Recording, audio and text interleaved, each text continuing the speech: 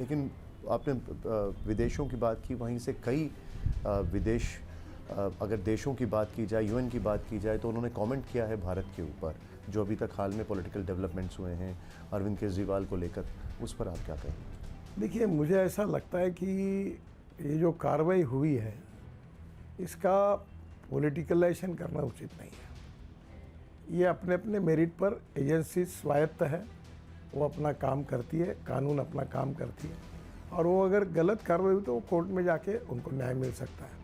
इन विषयों का कोई संबंध हमने कुछ अपने दबाव में, हमारे पार्टी ने या हम प्रधानमंत्री जी ने या मंत्री जी ने या सरकार ने कोई दबाव डालकर किया, ऐसे नहीं है।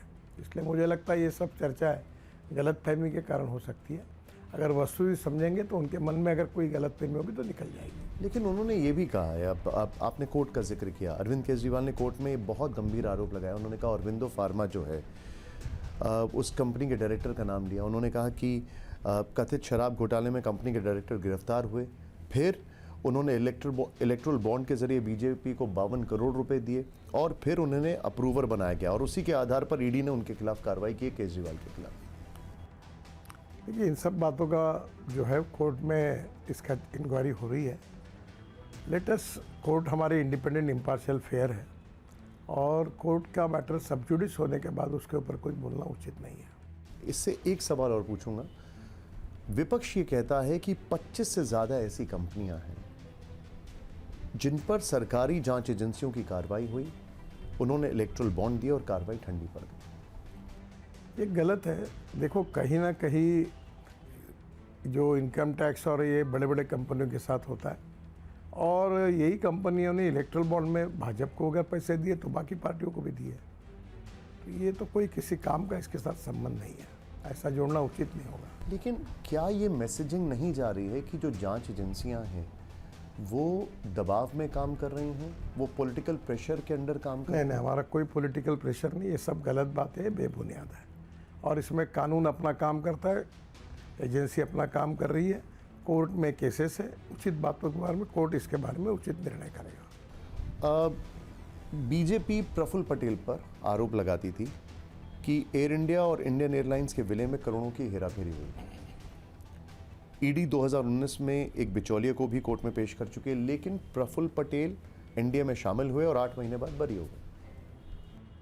देखिए, जो कानूनी प्रक्रिया है उसके बाद में जो तथ्य सामने आए उसके ऊपर सीबीआई ने अपनी अर्जी सम्मिलित की है। मुझे लगता है कि हर चीज़ के पीछे उसको जोड़ना और उसको बदनाम करना या उसके पीछे कुछ इंटेंशन नहीं करके कहना उचित नहीं होगा। लेकिन विपक्ष ये आरोप लगाता है कि बीजेपी सरकारी एजेंसियों के दम पर उनके नेताओं को तोड़ रही है। विपक्ष का आरोप बेबुनियाद है। कांग्रेस का कहना है कि बीजेपी के पास वॉशिंग मशीन है जिसकी कीमत 8,552 करोड़ रुपए है, जिससे विपक्ष के नेता बेदाग बाहर आते हैं। मुझे मालूम नहीं, अगर कोई मशीन होगी तो उसकी टेक्नोलॉजी क्या होगी उनको ही मालूम होगा। तो आप एक काम करिए, उनसे ही पूछिए ज़्यादा, और मशीन के फोटोग्राफ निकाल दीजिए कौन सी है। तो ऐसी कोई मशीन नहीं है, इस प्रकार के आरोप करना बेबुनियाद है। मैं एक महाराष्ट्र के नेता की बात करता हूँ। आपकी सरकार यूपीए सरकार के खिलाफ वाइट पेपर लेकर आती है, श्वेत पत्र लेकर आती है, आदर्श घोटाले का जिक्र होता है। कुछ दिन बाद जिन पर आप घोटाले का आरोप लगाते थे उन्हें बीजेपी से राज्यसभा भेज देते हैं, अशोक चौहान। क्या कहेंगे आप इसमें?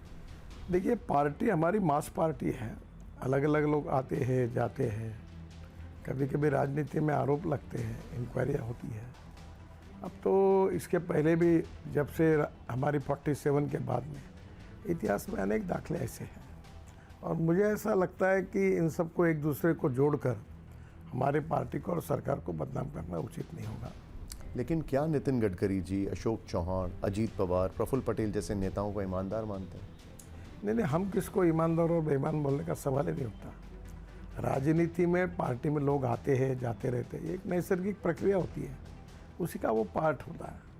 हर चीज़ के रीज़निंग और हर चीज़ के बारे में विस्तृत बातें, ये तो मुझे लगता है कि समय के अनुसार विपक्ष की पार्टी इसके ऊपर आरोप करते हैं। उनके पार्टी में कौन जा रही है वो देखा है क्या आपने?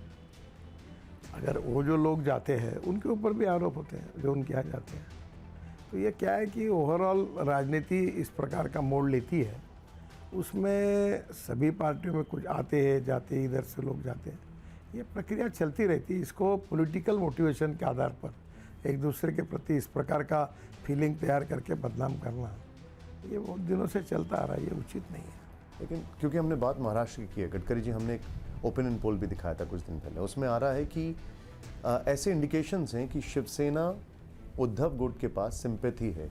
ये हमारे जो ट्रेंड्स आ रहे हैं उसमें दिखाई दे रहा है। आपको क्या लगता है?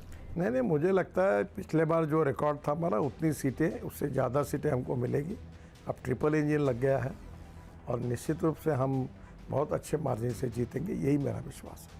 कांग्रेस के खाते फ्रीज कर दिए गए, उनके पास चुनाव प्रचार तक के पैसे नहीं है, वो ये कहते हैं। मैं तो नागपुर में भी प्रचार कर रहा हूँ। वो इनकम टैक्स ने किया, इसका सरकार के साथ और हमारे पार्टी के साथ कोई संबंध नहीं। उनकी कोई दिक्कतें होगी, उनकी कुछ कमियां होगी, उन्हें उसका जवाब देना चाहिए। वो कहते हैं कि वो आरोप लगाते हैं कि 14 लाख रुपए के डिपॉजिट पर उन्हें 1800 करोड़ का नोटिस भेजा गया, जबकि 2017 और 18 में बीजेपी के पास 42 करोड़ रुपए की जानकारी नहीं है। इस लिहाज से बीजेपी पर 4600 करोड़ की देनदारी बनती है, उन पर कोई कार्रवाई नहीं हुई। मुझे पता नहीं है, पर कांग्रेस बेबुनियाद आरोप करती है। उन्होंने एजेंसी को कन्विंस करना चाहिए जो कुछ है। अच्छा गडकरी जी, महाराष्ट्र की हम बात कर रहे हैं। मुझे याद है आज से कई साल पहले जब मैंने आपका एक इंटरव्यू किया था, तो आपने मुझसे कहा था कि आपने कोशिश की थी उद्धव जी और राज ठाकरे जी को साथ लाने की, लेकिन वो कामयाब नहीं हुई। महाराष्ट्र में चर्चा है कि राज ठाकरे और एनडीए के बीच नज़दीकियों के पीछे नितिन गडकरी जी हैं। नहीं, अब देखो, ये जो बात थी ये बहुत पुरानी हो गई। जब बाला साहब के मृत्यु के पूर्व कभी मेरी उनकी बातचीत हुई थी, तब उन्होंने मुझे कहा था, मैंने कोशिश की थी। अब उसको ज़माना बीत गया, परिस्थितियाँ बहुत बदल चुकी हैं और राज ठाकरे और हमारी पार्टी के बीच में अध्यक्ष जी बातचीत जो है वो कर रहे हैं और होम मिनिस्टर कर रहे हैं। तो दोनों की बातचीत से जो नतीजा निकलेगा वो आपको बाद में पता चलेगा।